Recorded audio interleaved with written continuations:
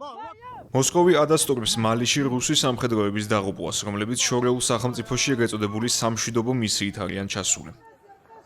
აფრიკულ ქვეყანაში მიმდინარე პროცესებით კრემლი განსაკუთრებით არის დაინტერესებული, რადგან ადგილზე საკუთარი კონტინგენტი ყავს განლაგებული, რომელიც აფრიკული კორპუსის სახელით არის ცნობილი და ოფიციალურად ექვემდებარება რუსულ სამხედრო ძალებს. ვითარებას მოსკოვისთვის ამწოვებს ისიც, რომ გასულ უქმეებზე მომხდარი თავდასხმების შედეგად ლიკვიდირებულია მალის თავდაცვის მინისტრი, გენერალი სადიო კამარა, რომელიც რუსულ მხარესთან კავშირების განმტკიცებას ცდილობდა და აქტიურად უწყობდა ხელს. თავის მხრივ სეპარატისტთა დაჯგუფება, რომელიც მალის მართვისა და დაავებთან მყოფ სამხედრო ხუნტას ებრძვის, აცხადებს, რომ ზოგიერთი ტერიტორიიდან შეძლო აფრიკული კორპუსის განდევნა, რასაც მოსკოვი არ ადასტურებს და ეფექტური წინააღმდეგობის გაწევაზე საუბრობს.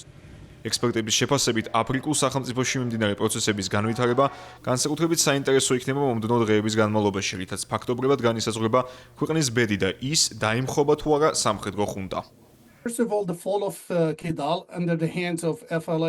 პირველ რიგში ქალაქ კიდალის აზავადის გათავისუფლების ფრონტისა და ალ-ქაიდასთან დაკავშირებული ჯამატ ნუსრატ ალ-ისლამ ვალ მუსლიმინის მოძრაობის მიერ ხელში ჩაგდება ადასტურებს ამ ორ დაჯგუფებას შორის თანამშრომლობას, რადგან მათ საერთო ინტერესები გააჩნიათ. უპირველეს ყოვლისა მალის არმიის წინააღმდეგ მოქმედება, შემდეგ კი რუსეთის აფრიკული კორპუსის ან შეთანხმების საფუძველზე ან ძალისმიერი მეთოდით განდევნა.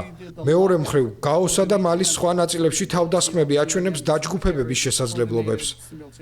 გენერალ სადიო კამარას სიკვდილი აუცილებლად არ მიუთითებს მთავრობის სისუსტეზე, არამედ ამჟამინდელი სამხედრო რეჟიმის უსაფრთხოების აპარატის მოწყვლადობას. ეს იქონიებს გავლენას, თუმცა აუცილებლად არ გახდება უსაფრთხოების აპარატის ჩამოშლის ინსტრუმენტი. ამავდროულად ეს ბევრ კითხვის ნიშანს გააჩენს ამჟამინდელი სამხედრო ლიდერების წინაშე და მათ მოუწევთ ფიქრი, რა მოიმოქმედო მსგავსი შედეგების თავიდან ასარიდებლად.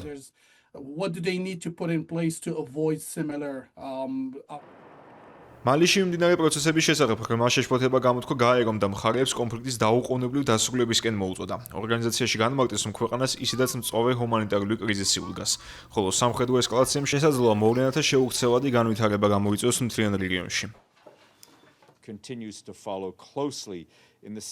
გასულ უქმეებზე ჩვენ გავავრცელეთ განცხადება მალისთან დაკავშირებით, სადაც ვითარებას ყურადღებით აკვირდება გაეროს გენერალური მდივანი. განცხადებაში მან ღრმა შეშფოთება გამოთქვა ქვეყნის მასშტაბით რამდენიმე ადგილას განხორციელებული თავდასხმების გამო. ის მკაცრად გმობს ძალადობის ამ აქტებს, სოლიდარობას უცხადებს მალის მოსახლეობას და ხაზს უსვამს სამოქალაქო ინფრასტრუქტურისა და მშვიდობიანი მოსახლეობის დაცვის აუცილებლობას.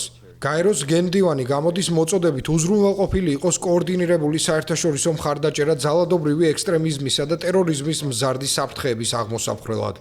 ამ ბოლო კრიზისის დროს მალიში 6.400.000-მდე ადამიანი საჭიროებდა ჰუმანიტარულ დახმარებას, მათგან 1.5 მილიონი კი უკიდურეს მდგომარეობაში იმყოფებოდა.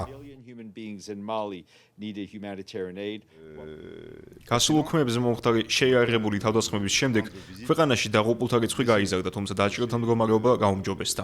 ისინი სამედიცინო დაწესებულებაში მალის დროებითმა პრემიერ-მინისტრმა და გარდამავალმა პრეზიდენტმა მოინახულეს, ტერორისტული თავდასხმები კი დაგმეს.